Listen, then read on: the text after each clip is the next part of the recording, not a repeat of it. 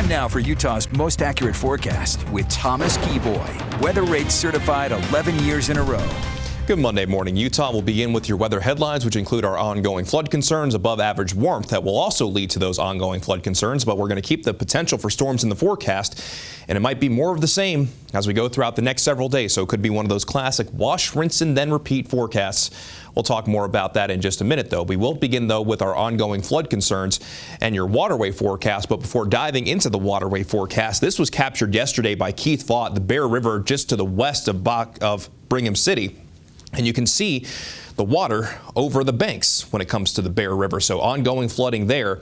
But when it comes to most of our waterways and those watches, warnings, and advisories, we're generally expecting anywhere from above action stage to minor flooding. But for the Bear River near the Pixley Dam in southwestern Wyoming, including in Rich County and the Sevier River near Hatch, we actually could see those rivers go to moderate flooding. So we're keeping a very close eye on things. So make sure that you continue to stay tuned and make sure that you're also staying away from those fast moving waterways as they're still running high, fast, and extremely dangerous.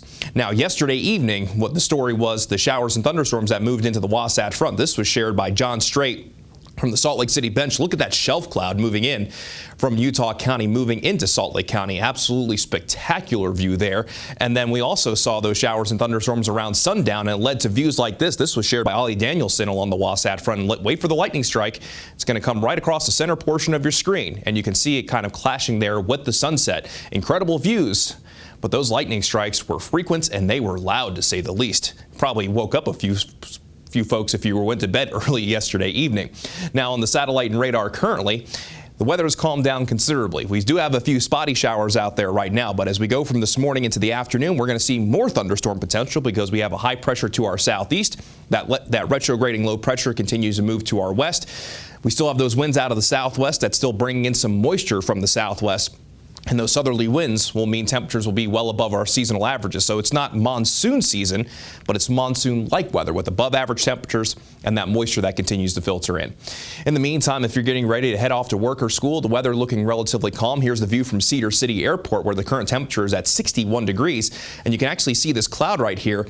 It looks like rain is falling, but that's evaporating before hitting the ground. This is a really cool view of some Virga. And again, that's just precipitation falling from that cloud that does evaporate before hitting the ground. That's a really cool view, to say the least.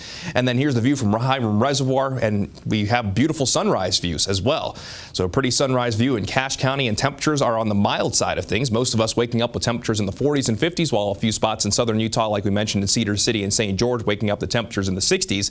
And then this afternoon, daytime highs mainly going to be ranging in the 70s and 80s as St. George gets to 92 degrees.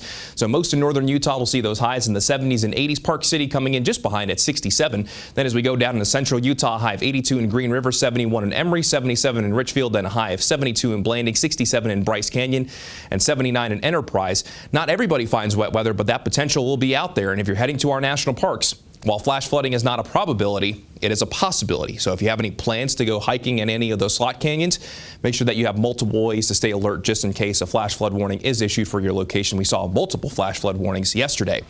As we begin the futurecast, things are relatively quiet throughout the morning, but then you can see into the afternoon with that daytime heating, isolated showers and thunderstorms. Wet weather will generally favor the high terrain.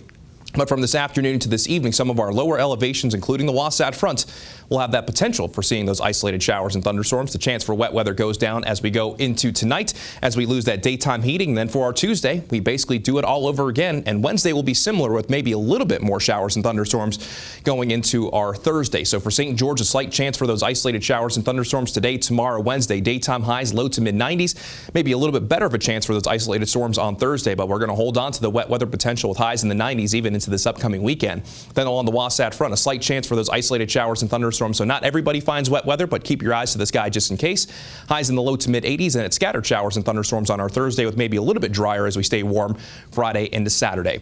But if you want to take your weather with you on the go, all you have to do is download the Pinpoint Weather app. It's got a built-in radar. Great thing to have. All you have to do is scan the QR code right there on your screen.